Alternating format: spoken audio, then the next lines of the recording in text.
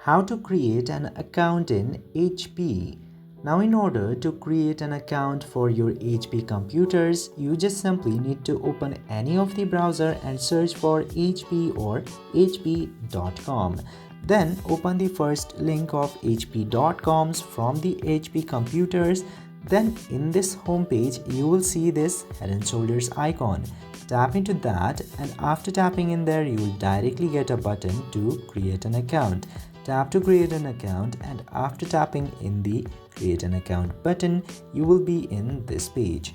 Now from here, if your request is genuine, you can very easily choose your email address, Google account or Apple account, and by using any of those options you can very easily create an account in here.